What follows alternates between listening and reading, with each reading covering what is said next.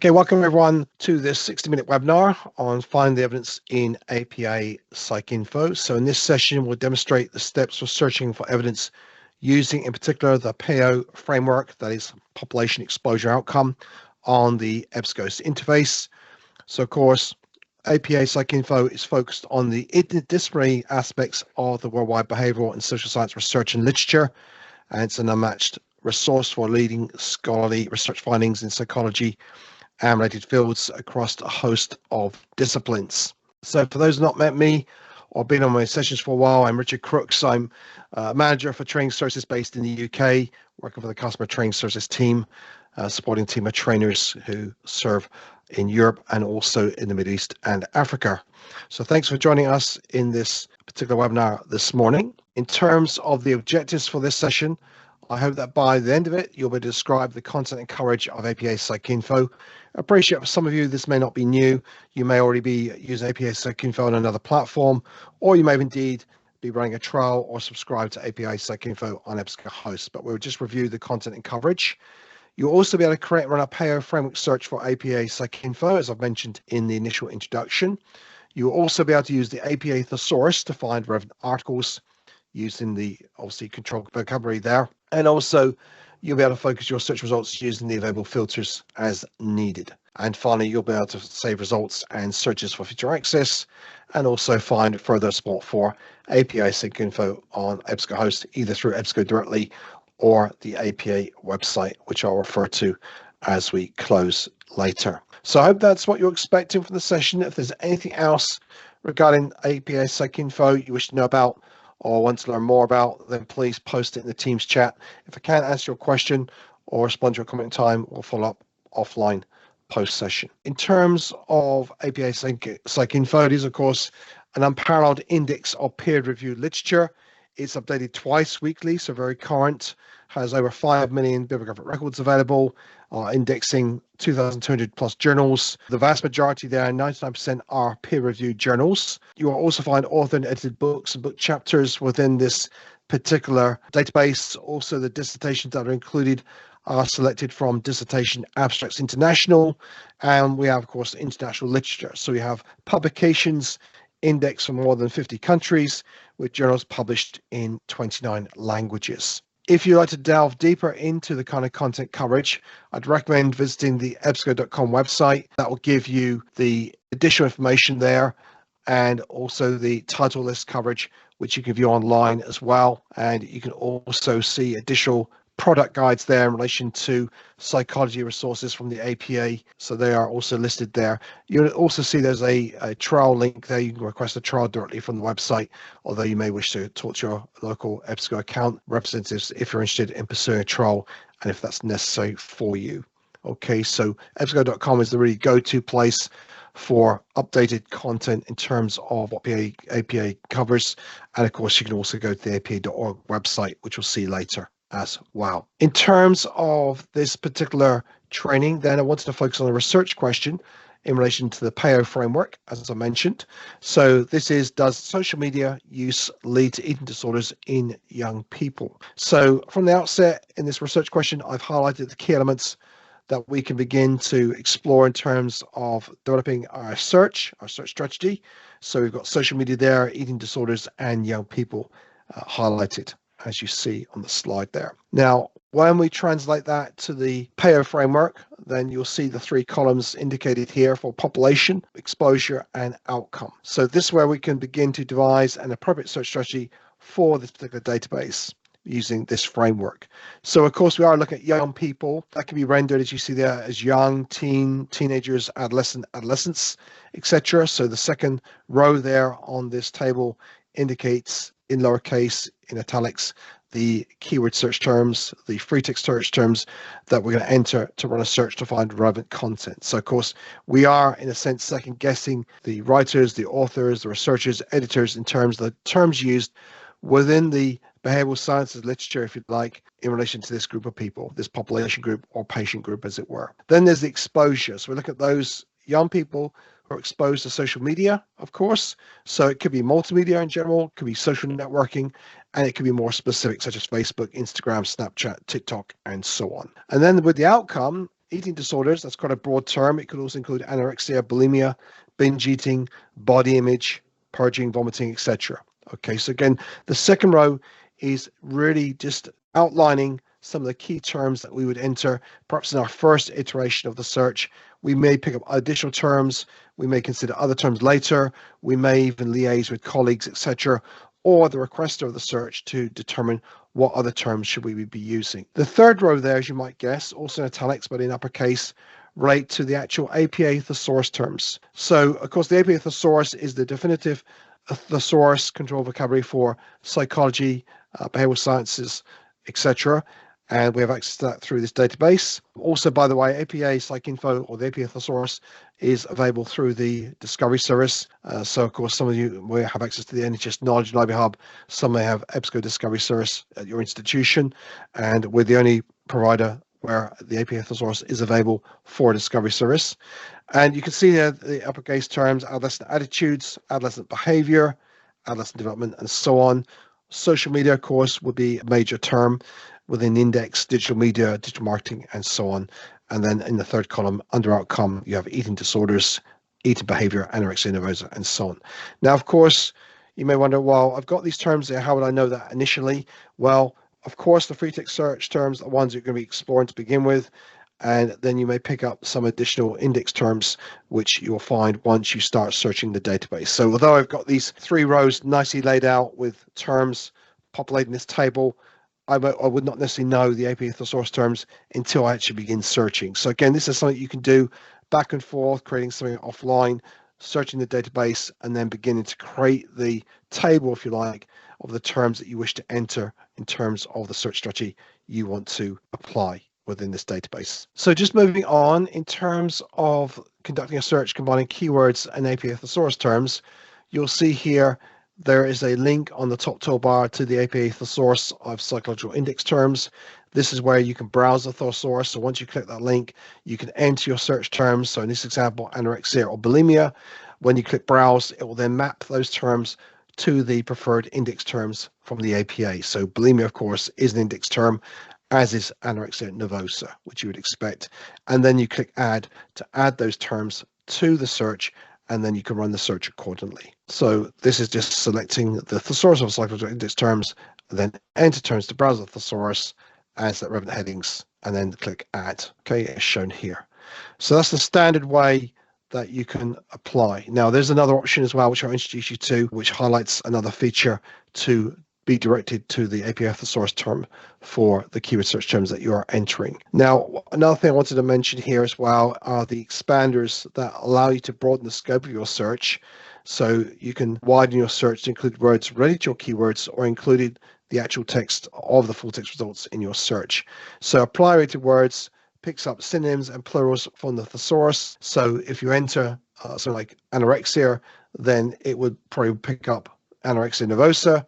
That will be in the background, but it will expand your search to go beyond the keyword search for anorexia to pick up anorexia nervosa. Also, if you put in child, for example, it may pick up children from the index as well. Also, search from the full text basically searches your keyword search terms within the body of a full text document. So whether it's indexed as PDF or HTML content from EBSCOhost. Okay, and then apply current subjects is similar to apply rated words, but basically it maps your keyword search terms to a concept, and that in turn will map to the relevant subheadings of the APA index, as it were, to retrieve additional content. So this is really more related to specific keyword searching. So if you're searching for example, bipolar disorder, then and you have these options enabled, then also it's going to expand your search beyond the basic unqualified search that you would be running. So just going through this before the live demo, then you'll see there are also various limiters and expanders that are specific to APA PsycInfo. That includes the use of the subject major heading filter, which relates to the major term, index term within the APA thesaurus. There's the classification, which is really the internal APA PsycInfo categories and codes to describe the content. So you can see that reflected in the screenshot on the right there of the different filters there. There's also methodology you can apply. So if you're looking for systematic reviews, meta-analyses, that's a good way to filter accordingly. You have tests and measures. So this would be published and unpublished tests and measures mentioned in the source document and whether it's appended to the source document. And of course, you also have the population option as well, which is essentially a standardized description of specific populations related to the content of the document. So I mentioned these particularly because these are associated with the APA database, APA PsycInfo, and these are available through the EBSCOhost interface. Okay, so some of the filters you see, like source types, publication, even subject major heading, to be honest, are specific, are there for EBSCO from EBSCOhost databases. Others like classification, methodology, test and measures, population are specific to the APA databases from the APA. Clarify those things. So what we're going to do now, we are going to go to live demonstration. So I'm going to switch over now, and what we'll do, we'll just begin to look at our search and run that. So let me share my desktop with you. So we have the APA PsycInfo database opened. And as you noted in the slide deck, we have the expanders there, apply related words, also search from the full text articles, apply equivalent subjects. So I'm just going to do a quick search in relation to this, and then we'll move on to the PAO search specifically. So just going to put in bipolar disorder, as I mentioned, okay, and then I'm going to choose also search for the full text articles, and this one apply equivalent subjects, okay. So in fact, what I might do is illustrate here. So I'm going to untick both these, run this as a general unqualified field search. If you want to know what it searches by default, go to the help menu on the top right, open this window and scroll down to the bottom left, just above my taskbar. You'll see the database help APA PsycInfo. Click on that link. That will take you to the next page. And on here, you'll find a section, searchable fields. Click on that. And above, at the top of the chart there, if you like, or the table, you'll find that the default fields for unqualified searches consist of the following. So it will search within the title field, the translated title, the classification codes provided by the APA, abstract, keyword search terms provided by author, subject terms, and author. Okay, so by default, any keyword or free text searching is going to search within those fields. So, and then we apply the expanders. So if I run this search as it is right now, okay, so we've got 47,000 results there. This is just the standard search here. Boolean phrase, so it indicates it's a phrase search essentially. And then if I go back and now do the same search, but this time I'll apply these expanders. So I'm going to use the two of them. So search in the full text and apply equivalent subjects and click search here. Now, not a huge difference, but you'll see that difference in figures here. We have picked up an additional 200 references with these two expanders on. Okay. So, and you'll see this is tracked on the left-hand column.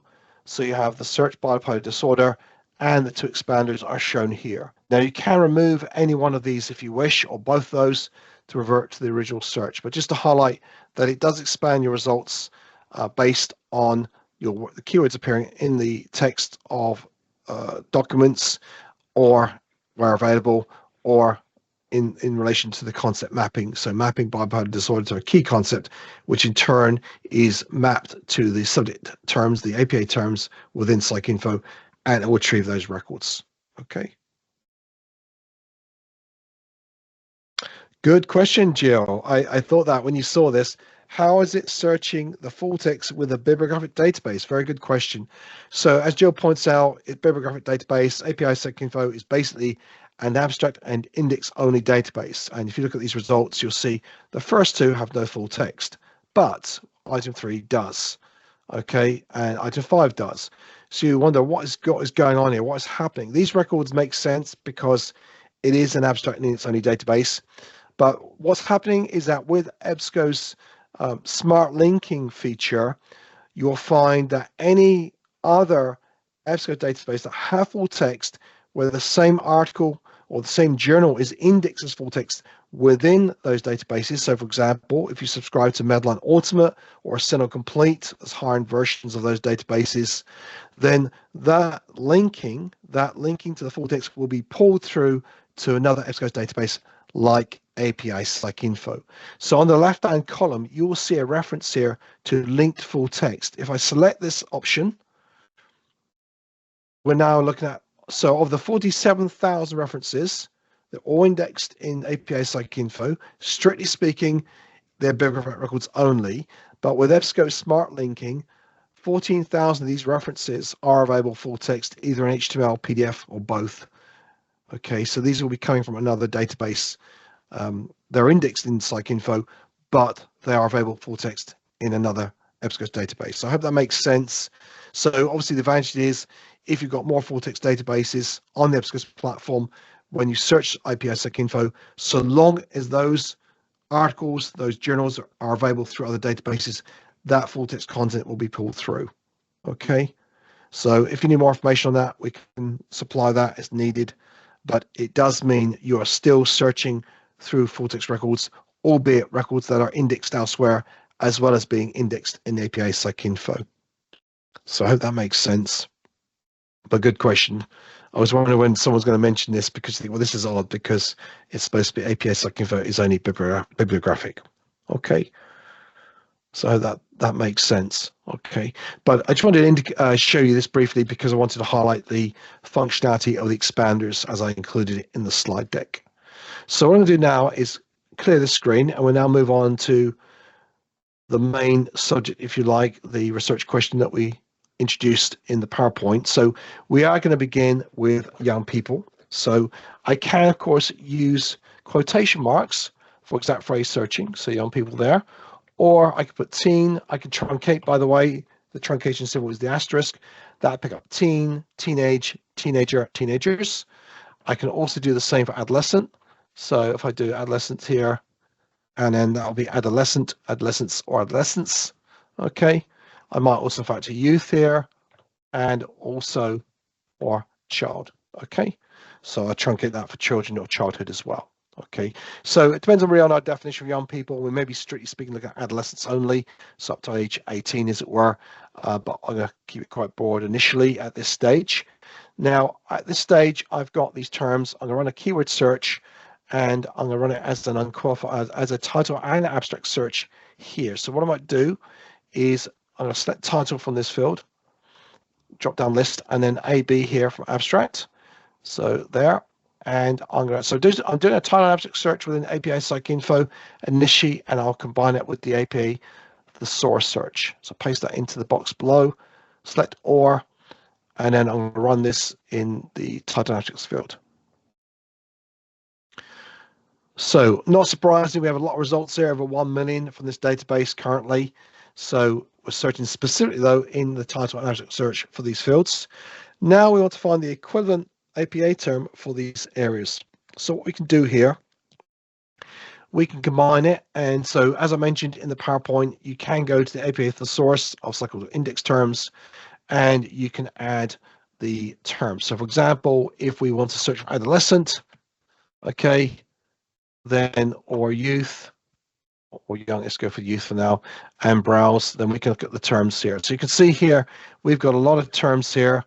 Okay, so we could say relevancy ranked here, go for browse, and then you'll see here we've got youth suicide, homeless youth there, etc., and others. So relevancy ranked also gives us more relevant terms in relation to this browsing that we're doing here.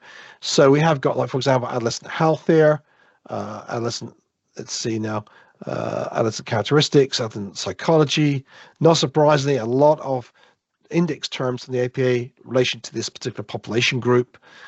We've got youth suicide. I mean, we could include some of these.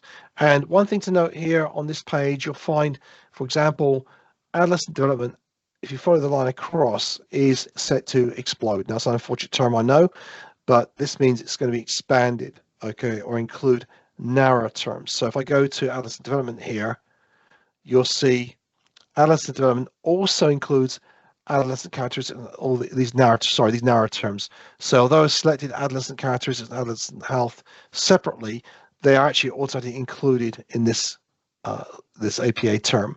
So narrow terms are selected when you select the explode option.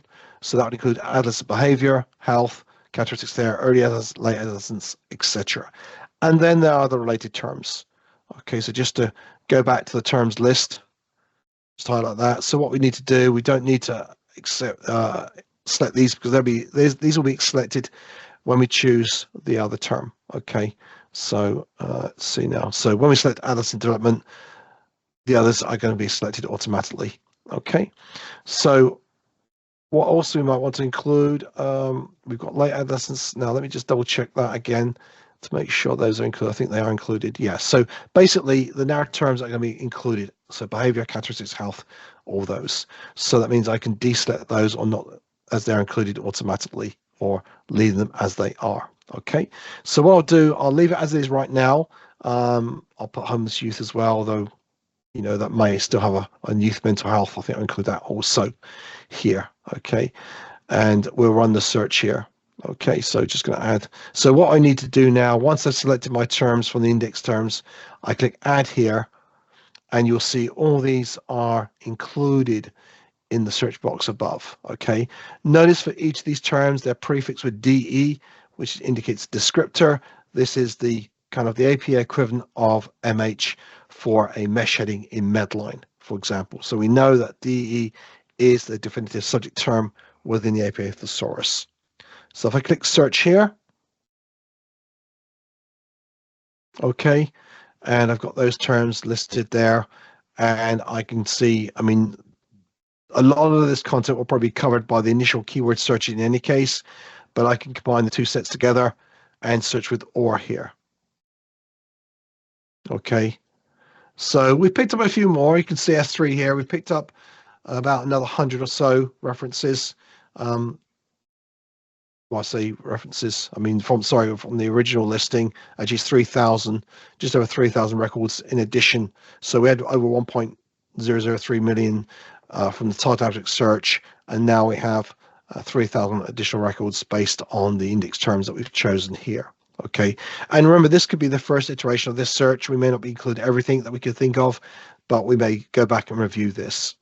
Now, you'll notice from the outset, some of you may realize this already, when you run a search on the EBSCOhost interface and the search history is displayed above, you'll see it's defaulted to the most recent search set, S1 or S2 here, S3, shown first. Now, that's okay to keep track where you are. I would say, though, for reporting purposes, for saving the search, printing it off, etc., I would recommend resorting this. So we've got search ID and hash above the set number. So click this set number, this link there, and it resorts for you. So it shows us where we are in relation to the PAO framework. So we're looking at population. Initially, we've done the title object search, the keyword search, and combined it with the APA search terms. So the next step then, of course, is to explore social media. So again, we're going to follow the same principle. We're going to use title object searching. I'm going to use exact phrase searching for social media or multimedia. Okay, or social networking or social networks. I can put in social network. So that can be network, networks, networking, truncated, or, and then I'll close that with quotation marks for the exact phrase, or we can spell out the various social media like Facebook, for example, or Instagram, or let's see, Snapchat, or TikTok, and so on. Okay, I might include WhatsApp as well if you want to include that, or WhatsApp. Okay, just to broaden it a bit. Okay, so we can leave it as those. Again, this is a title object search, so title, so where the words appear in the title or in the abstract field, and I'll copy this below. Okay,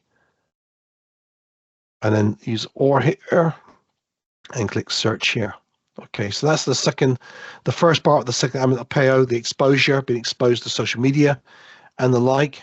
Now, when I explored the equivalent APA terms for young people, etc., I went directly to the APA thesaurus of psychological index terms on the left-hand toolbar. There is another option, as you see, as suggested terms. You may be familiar with this if you've used CINEL Medline as part of the NHS agreement in terms of EBSCO databases. This feature has been enabled. It can be enabled for APA PsycInfo as well. So what that will do, if I put in social media, for example, then I select this box and click search. It will direct me to the preferred APA thesaurus terms. Okay, so you can see here now, these are relevancy ranks. So we have social media here. We have digital media, which we can include with digital marketing, even cyberbullying. Maybe we could factor that in as well. There's instructional media. You could include that. Let's see. Media exposure may be too broad, perhaps. So again, there are another number of things that we can, default to, as it were. So we can include those as well. Okay. So basically what it does is it's a shortcut to direct users yourselves when you're searching for the evidence to the preferred index terms in relation to your keyword search terms. So again, anything which has social media is set to explode. Digital media is. If I click social media, you'll see again, this now includes the narrow terms of online social networks and blog as well. It doesn't include digital media directly. Okay, and you can see that this term was introduced in 2012. So obviously before 2012, social media, although it was there, you could say it was there, wasn't so prominent. But since 2012, it's been, included in the APA thesaurus as an index of terms. So the APA thesaurus is updated, I think it's annually, and that would include, of course, the recent changes in society, terminology, and so on. So there's more information on the APA website for the indexing of these terms. So once we're satisfied with this, we've got these terms selected here. We can select add here, and then you'll see we have the terms here. So again, we've also picked up online social networks because the term social media has been exploded, as it were. So once we're satisfied with that, click search here. That's the subject search, the APA search for this exposure related to social media. We can combine S4, S5 with search with or again within the search history. So we group that together. So that's the first two elements of PAO. The final one, as you know, is outcome. This now relates to eating disorders because we're looking at the impact of social media on young people, etc., in relation to eating disorders. So we'll begin again with our search on the eating disorder specifically. So we can do this quite broad. So for example, we can add eating disorders or disorders of eating. Now, for the EBSCOhost interface, some of you may have seen this in previous sessions on Medline, we use the near operator. So the near operator searches for, so near or N, and then within a specified word range. So if I put eating N3 disorders, and if I truncate that, that would pick up eating disorders, disorders of eating, as well as disordered eating. And those two words, the variations of those words, would need to appear within 3 words or less of each other. So if I merely search for eating disorders, I would miss out where disorders of eating is mentioned, for example. Then I've got other things like anorexia. I can truncate that for anorexic or anorexia. With asterisk, I've got bulimia, so bulimic, so I can put in the truncation again after the M. I've also got all body image, make that a phrase search, for example. Okay, or binge. Okay, could input that, and that'd be maybe just binge for now, and then or vomit, etc. So not so nice words, but anyway, this is part of the searching. So again, we may consider other things as well. We want to factor into that, but I'll copy this across below to the search box there, select or, and I'll make sure select title for the drop down field codes, and then abstract also. So I can run the search here. Now, one thing as you're going through this, I'm not sure if there's anyone spotted any mistakes. I haven't seen any right now, but one thing to do is you can make corrections. You can add additional terms or remove some terms by simply clicking the edit column on the right there. So this takes us to the search terms displayed above within the search options page, and then you can make adjustments to this. So if you spot any typos, if you've missed terms, etc., some keyword search terms, you can add them in, save it, and then you can rerun the search. Okay. If you delete any search string, so if I go in and delete, for example, S4, I won't do that now, delete it, it will resort the search and display in sequence again, albeit without that line, that set number. So you won't see it jump from S3 to S5, it will be S3, S4, S5, S6 ultimately. Okay, so it will renumber the set numbers if you delete a search string. So if you repeated something twice or you end up with a 0 and you want to remove it, you can do so. So again, this is all in the EBSCOhost interface. So that's the title abstract search. And the final thing we'll do, of course, is to map eating disorders and anorexia, etc. So we can go here. Let's go at disorders or anorexia, or we could do this, for example, and suggested terms and click search here. So we can now see We've got binge eating disorder. We've got bulimia here, purging, eating disorders generally, not feeding, binge eating there. So a lot of terms that we can be using in the search. And again, if you want to explore what's also included when a term is exploded, like eating disorders, then just click on that link and you'll see the narrow terms, which includes anorexia nervosa, etc., avoidant restrictive food intake disorder, which I think some refer to as picky eating. Also includes binging eating disorder, bulimia there as well. So by selecting eating disorders, which was introduced in 1997, then it's going to include binge eating, bulimia, purging automatically as well. There are, of course, other related terms there as well. So what I might do here at this stage, just remember these ones, and I'll remove them from the individual selections because they're included by default when you explode eating disorders. So it's purging, bulimia, binge eating disorder. So I have to remember now which ones are selected and which ones are not selected. Okay. So I think it's purging eating disorder, or was it binge eating disorder? I think that was included. Bulimia is included automatically with eating disorders.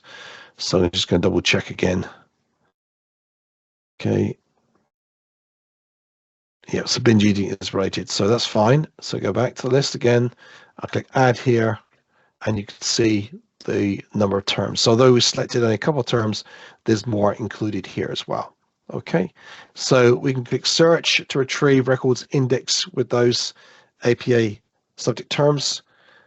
And I think there's another question coming up here. And then I would add S7, S8 here, and combine them with the Boolean OR, search with the OR here in the search history. So I've got the elements of PICO there. So S1, S2 is the population element. S6 relates to social media, of course. And then S7, S9 relates to the eating disorder as the outcome for PAO. Good question, Lynn. Is it really necessary to remove ones from the choice if they are included by exploding? Can it cope that they are chosen twice, as it were? Good question. It's possible it will adapt to that. It will know that these are duplicates. So I mean, generally speaking, you may not have time to keep checking that. So you could run it and see how it progresses. But I would, yeah, I mean, it's because, you know, obviously the alternate thing to do is to select every relevant heading that's listed. So, you know, you may not even have time to determine what ones are exploded. You just explode by default and they will be included. So I'm not sure the deduplication in APA thesaurus. We can check it out in a moment. Maybe we want another example to see if it makes a difference, but it's a good question. So we'll look at that in a moment. For now, I'm just going to select S3 for population, S6 for exposure, and S9 for outcome. So it's the PAO framework reflected in this search strategy, and I'll combine with the Boolean AND here. Okay, so we're now down to 339 references. Okay, so we may have had more before in other examples of this search. So again, we may, you know, include other terms. So this is the first iteration. I think in the previous search I ran, I did end up with a lot more references. So yes, I did actually. So again, I may have omitted some terms from previous searches, but again, we've got the references there. And now, of course, we can look at refining these. So what we can also do is, we'll sort them in a moment, but we've got the options to filter on the left-hand column. So that includes, as I mentioned earlier, linked full text, which is where you retrieve any full text records, whether through your online subscriptions through EBSCO or they are through smart linking, which means they're being pulled from other EBSCO's databases that you'll be subscribing to. So if you subscribe to other databases or have access to them, and you have APA PsycInfo on EBSCOhost as well, then there will be a switch between the databases in terms of, particularly from the higher-end versions of Cinema, Mapline, etc., to APA PsycInfo. If you want to include cited references, you'll see some references like item 1 has 39 cited references, item 3 has 47, then you can specify that so you can check those out as well. Obviously, open access content, you may have seen some references to open access. For example, item 6, this is open access. Again, this is another reason why you might see full text here as well. Okay, so these are open access titles that are included there, and obviously annotated accordingly. We've got publication dates. So we've got references indexed from 1989, so published since that time. That's a bit far back. So let's go back for the last 10 years. Let's go to 2014 here. Okay. And release. And then we've got that list of references. So just under 300 there. So the majority are quite recent. Source types, academic journals, their dissertations here. From Dissertations Abstracts International, also books included if you want those as well, or you might still keep it as a general search at the moment, maybe just include all source types at the moment. The subject major heading I mentioned earlier, this was where you would retrieve records based on the indexing of content. So you'll see these listed here like social media, body image uppermost, and if you click show more, you'll see complete listing there. And if you select by name, you can sort by name so you can see where are these reference adolescents and so on. So it depends on the nature of a query, whether you want to filter accordingly that way. Subject is the author supply keywords or the abstractor supply keyword search terms as well. So probably less authoritative because subject major heading rates the APA thesaurus specifically. If you are looking specifically for articles within a publication, so looking at this topic, then there is the publication filter, which is common to all EBSCOhost databases. And you can see the Dissertation Abstracts International featured there. International Journal of Eating Disorders, not surprisingly, a key journal there, also featured. Publisher, so for yourselves as librarians, library staff, you might be curious to see what proportion of these are from Taylor and Francis or Springer, etc. And then there's the others language here. So we may be looking at English only. Of course, if you see HTML references, these can be translated into another language. So from French, German to English, etc. But I'm going to restrict it to English so far on this search.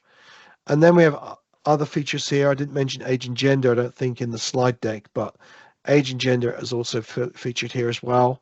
So these relate to the indexing of content.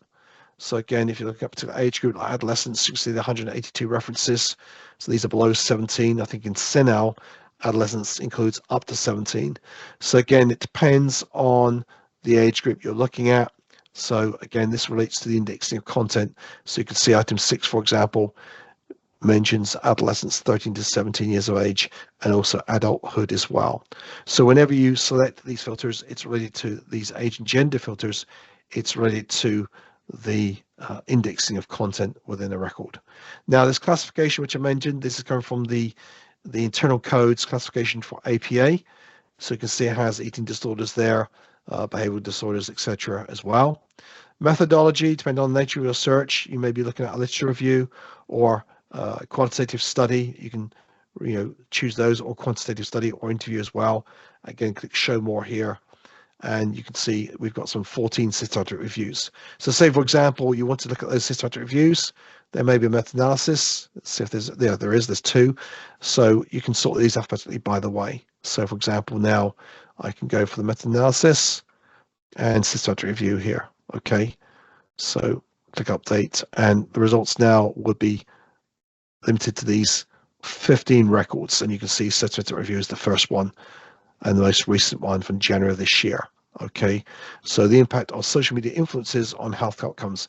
So again, influences is a keyword that I could have used. YouTube also could have factored into this search as well. I may have done that before. Okay, so again, you can see these are higher quality evidence from the APA database. There's test and measures, which I mentioned earlier. Okay, so you can see the body appreciation scale, the depression, anxiety, and stress scale as well. And then the population group, which relates to specifically the APA. So you can see female, male, or transgender there as well. Okay, so the gender, obviously, for this is coming from, I think, EBSCOhost. Well, it still relates, to APA, but they also have the population standard there as well. Okay, so that is kind of a very quick way to filter results to high quality evidence. To see what's been done before, perhaps out there. You'll notice the results again are sorted by the most recent, so you can change that to the most relevant here, and you might find the most recent one is also the most relevant, and actually this time not. So you can see these other 3 references are more relevance based on the algorithm that we have, so it's the indexing of content. So if you click on this item here, you'll see here we've got the bibliographic record, and you can see we've got the list of subjects listed here as well. Okay, so these are the APA thesaurus terms. Our keyword search terms are also highlighted within the abstract, and also you can see that in the title field as well, and also even in the source indicated there. So this is a UK publication, Journal of Eating Disorders from Biomed Central, okay, published in July last year. And again, one of the key things about this is also exploring the abstract and also the full text. You have the HTML full text here. So this will allow you to explore the text of the document to see if there's any other terms that you might want to include. If you scroll down, you will also, or can also, check the references as well for this record. So they're listed here. So maybe other articles that may be relevant to this particular topic. Okay, shown here. And with HTML, of course, you have the option to have this read to you in a choice of English, Australian, or American accents. For English, you have male, female, and you have the text mode as well. So you can view this in text mode format to increase accessibility for your users, for your colleagues. And we have the option to download the MP3 here as well. Okay, so this can also be downloaded through this interface. Then there's the tools on the right-hand column as well to process this. We support Google Drive, of course, OneDrive, if you want to save this reference here. Okay. Okay, so we got a thumbs up from Lynn there. Okay, just another question here from Sarah. With things like age and gender, is filtering results once you have them the better option rather than an initial subject heading search? Once you have them the better option rather than initial.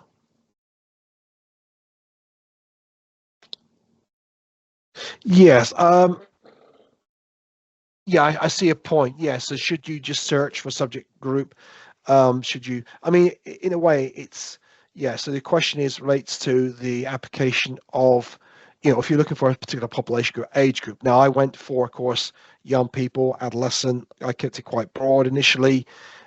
So it could be anyone between 13 to 17, etc. It could be younger, since I included child as well. And that is based on the title and abstract searching. So you can see young people is mentioned in item 1. You've got youth mental health mentioned in item 3. So youth is mentioned there. Let's see, young people again is mentioned in item 5, etc. Child is in item 6. So I did include child in the initial title and abstract search. So in terms of the ranking and results that you retrieve, it's based on the subject index term initially. So of course we did pick up adolescence, etc., related terms in the subject index, youth mental health as well. Then on the article level, author supply keywords, and then abstract. So again, those are factored in terms of relevance, what you retrieve. I understand what you're saying. I think in terms of when would you apply that filter? Would it be necessary to apply the filter? Not necessarily, because you've already kind of searched for those age groups, but obviously it's there basically. So again, age is factored here, so you can see specifically. I mean, there's now only 15 records here anyway, and of those, 6 rate to the adults 18 and older, 5 to adolescents specifically, 5 to childhood, etc. And as with all the filters on the left-hand column, you can only select one from this list. If you do want to select more than that, click Show More.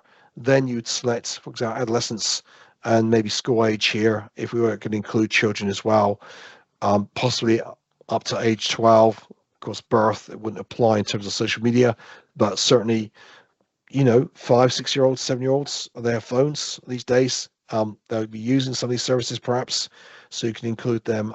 There's also a debate, young adulthood, 18-year-olds, 19-year-olds. There's only one item here, but you can update here for those age groups, and it would leave you with, 7 records. But we had 15 initially. So again, and it depends on the indexing of content here. Okay. I'm not sure in terms of the APA indexing. I know with CINAHL, we have pre-CINAHL records, which means we have content in CINAHL that have not been indexed. So you won't see the subject fields here. So they're pre-CINAHL. So they're including the database, but they're not indexed.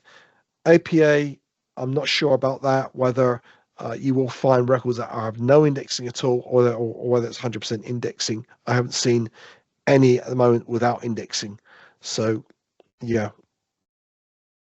Ah, okay, Lynn. Yeah, I then thought about that. Yeah, thumbs up for Sarah's question. Okay, that's fine. Um, yeah, so and do the filters not necessarily include all the records? Some may not have a specific age group tag. That's possible. I mean, this one here, item 7, has obviously we've now selected these groups, so these should both feature here. Let's see what else do we include here. So we included, yeah, we said adolescence, childhood, birth, and school age. Some of these, yeah, this one has. So item 3 has adolescent, childhood, school age, and adolescence there. Let's see. Yeah, but this one doesn't. So, for example, we go into this item, you'll see only that age group mentioned.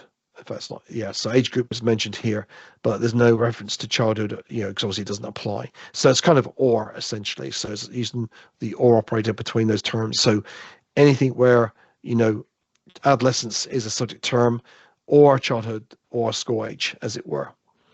So yeah, I mean, my personal experience or my personal understanding would be that you wouldn't necessarily use that filter once certainly if you're supporting a systematic review, you may not filter that way, but I could be wrong. But we have kind of explored the initial title searching. So if we go back to our search history, title searching for these age group, and there could be more terms we could factor into this, and then we've picked up the various APA terms that relate to that age groups. So it's not specifically age mentioned, but we know adolescents are between 12 and 17 for I think it's 12 or 13 for APA content, as it were. Okay, so maybe the debate will continue, but I would say to ensure that you're including non-index content, certainly I'd do this in CINAHL. I wouldn't use the age and gender filter. I'd rely particularly on the title object searching combined with the subject search as well. Okay. Now, if you're just searching for articles in support of an assignment or for a critical appraisal club, then that won't be, you won't have to be so authoritative, as it were.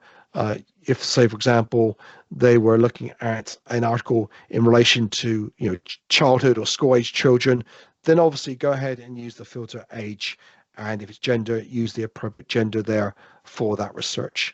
But if you're doing a systematic review, if you're doing more evidence searching, you may want to just you know rely predominantly on the title object search along with the subject search. Okay, so that is some help there. Okay, so we've got results here. I won't do much more with this now. I will remove the age limits, by the way, here. Just go back to the original 15 that we had. So I'm just going to untick or remove these by clicking across. So it's 13 to 17, by the way, adolescents, not 12 to 17. Okay, so we're back to the 15 records we had. Again, we can explore these. We can go to any of these that are available full text. I think, for example, this one is also in PDF. If we just choose the HTML full text, then we'll go back to that and you can see that reference there. Okay, and as I was going through the various elements, you've got OneDrive that you can add to the folder. That is the EBSCO folder on the top toolbar. And if you want to store these references beyond the session, you may know this already, but in case not, you would need to sign into my EBSCO here. Okay, so you should now see my EBSCO personal folder. I've signed in and it's got this record that I saved before this thing went pear-shaped, as it were. What I might do is I'm going to try this PDF link now, because that probably will work. So this is obviously this is the PDF view of the article, and you can navigate, obviously scroll down, and you can check the references for this article for additional items. You've got the DOI there, hyperlinked. You can go directly to the article there, as it were, maybe just the abstract, and then you've got other articles within the same journal on the left-hand column. But for the purposes of this reference, you can, of course, download, print. OneDrive is there as well. The email option is there to email this reference as well. And we do support APA 7th edition, by the way, for the citation format. So on this demonstration, that is defaulted to. You may normally choose Harvard or Vancouver, Chicago, but we do support the APA 7th edition here. And then you can send that from this menu here. And that would include the attached file if it's available as a PDF as well. There's also the cite tool, which I'm sure many of you have seen before. These are alphabetically listed citations or citation formats and include the APA 7th edition. And you see this match with this current article. and how to cite. We do, of course, advise users to consult yourselves, your library services for the exact formatting and punctuation guidelines. And if you want to more know about the APA 7th edition, just click on the link and it'll open up the following window, and then you can explore the attached document or go to the APA style page, as it were, for more information on that. There's an export option as well, so if you want to export in RS format, RIS format, or to Zotero, etc., you can do so. Or if you use BibTeX, that option is there, or RefWorks, that option is also there. And you can save or email in your preferred format as well. And then there's the permanent icon for this item here. Okay, now I'm conscious we're running out of time, so I'm going to go back to the result list, and I will just go back and save a few more records here. So go back to the result list, and what I'm going to do here, I've got 15 records, so I can save these with just one click, essentially. Click share and save these 15 records. They are now stored in my folder. I can go to this page. It says these are saved, so go to my folder view again. Okay, still not showing. Okay, so I'll follow that up with our support team and see what's going on there. But I will just mention this. If you want to save your search, there are a couple ways to do that. While we're here, I show this way. So select this item, click email, and then within this page, you can enter the email address or the recipients it should go to. You've got the option to include the HTML full text. I would untick this because it will just make it a larger email. PDFs are sent as separate attachments. If you have, say, for example, all 15 had PDFs associated with them, you'd end up with essentially 15 emails in your inbox or that of your recipient. So I'd untick this, but you can include the current search history. And again, the APA citation format is there as well. So when I send this, what it's going to do is send an attached file in HTML format on my search history. Okay, so I know a number of librarians have done this in the past when they wanted to check their search strategy with me. They send it to me in that format, and I'll show an example of that in a minute. Okay, question again from Sarah here. Is a my EBSCO account separate to an Open Athens login? Yes, it is. Open Athens is a particular method of authentication. My EBSCO account technically is a separate login, but if you work in the NHS in England, for example, if you've got access to the Nargin Library Hub, the EBSCO Discovery Service, as well as Cinema Medline databases, when you click sign in on the toolbar, so where I'm at the moment it says sign out, if you were to click sign in, if you work in the NHS in England, then your folder will be automatically created for you. Okay, so there is what we call EBSCO single sign-on.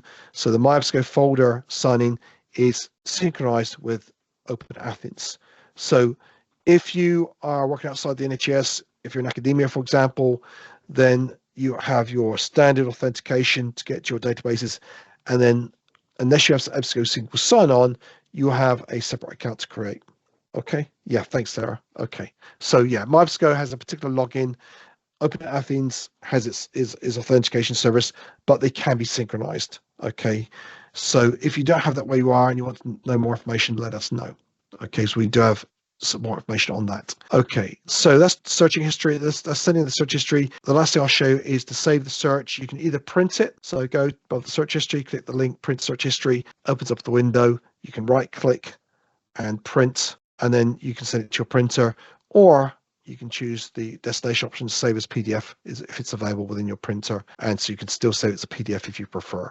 Okay, we print less and less these days, so that might be the option you want to go through. And then, of course, you could attach the PDF as the search history rather than have the HTML version. If you're going to save it, go to Save Search Alerts. This is where you'll need to be signed into your My EBSCO folder, whether you're using the EBSCO single sign-on in NHS England or you don't have that. You'd need to create an account for your folder and then sign in. You can, at this stage, edit your search, by the way. You can go through this process and make changes to it, apply filters to it. So if I went to edit here, for example, then I can look at other filters here, limiters, that I can see if there's these things I should look for. Okay, so I can select any of these and factor it into the future search, the search strategy. Once I'm satisfied with that, I can save this. So I can give it a name. So for example, it's going to be, I just put social media impact on and descent order for teens. Okay, for for teens, I'll put for now. Okay, and it's saved to the data APA PsycInfo database, and I can click save here, and I get confirmation it's been modified or saved. I click continue, and it takes me back to my saved searches folder within my EBSCO folder, and they're listed in chronological order, by the way. So if I scroll down now, you'll see that search listed here. If I want to sort them alphabetically, I can. So just go to the top of the screen where it says date added on the right there, choose name, and you'll sort them alphabetically. So you may have a very particular naming convention of your evidence searches, so that will be easier to find them, as it were. Okay. One thing to note when you save this search, by the way, so if I scroll down again, it's going to be S social media, then what do I call it here? So this one here, when you retrieve it, it will run on the database you're viewing at that time. So if you're a heavy CINAHL Medline user on EBSCOhost and you have access to APA PsycInfo, if you're in CINAHL, when you go to your folder, when you retrieve this search, it will run on CINAHL, not APA PsycInfo. And of course, you have to consider you have CINAHL set headings, and then you have the APA thesaurus. There are two different indexes. So any index terms that you've selected from APA PsycInfo will not necessarily compute with those in CINAHL. So I'm going to stop here and go to my PowerPoint because of time. So just to mention here, just to clarify then, we have the search history. This is an example of a search history around. I found a lot more references recently, yesterday, but I haven't included all the terms I could have done today. But you can examine this search for yourself. There's the population element related to adolescents, young people. There's the exposure element relates to social media, etc. And then there's the outcome relates to eating disorders, including bulimia, anorexia, and so on. So it gives you an idea of how the search is structured. Again, this is just screenshots. I won't go through all these. These are for reference. They're included in the PowerPoint for you, which you'll have a copy of. But I will skip through to the next slide here, which is the transition help sheet. So if you've used PsycInfo, APA PsycInfo on the Ovid interface, for example, we have a direct comparison with the syntax you use for both platforms. So you can translate your search to the appropriate syntax, which you should be using. So for example, truncation, adjacency operators, and things like that. And as I mentioned, I've got some support materials here listed in the PowerPoint for you to follow up with post-session. So either you're a current APA PsycInfo user or you're thinking about a trial for this database or subscribing to it, that might help you. And there's also the APA website, which features materials for the EBSCO platform as well. So this is the definitive site for information on APA PsycInfo. And they also have a YouTube channel which features tutorials that relate specifically to the EBSCO's interface. So apart from this training, you can go and review those. They cover various elements, specific elements of APA on the EBSCO's interface, and that's available on YouTube. And then, of course, we have our good old EBSCO Connect portal, which is the default portal for tutorials, which includes using the EBSCO's interface. And then finally, we do have additional training on other resources like the EBSCO ebooks. You may have heard there's a new EBSCO interface appearing. It's been rolled out this year into next year. So in the NHS, it won't be available till later next year, but it is under development and ongoing. So if you want to know more about that for the future, then by all means, sign up to one of those sessions on Zoom. So I appreciate you joining today's session. I hope it's been informative. By all means, feel free to contact me directly. Thank you.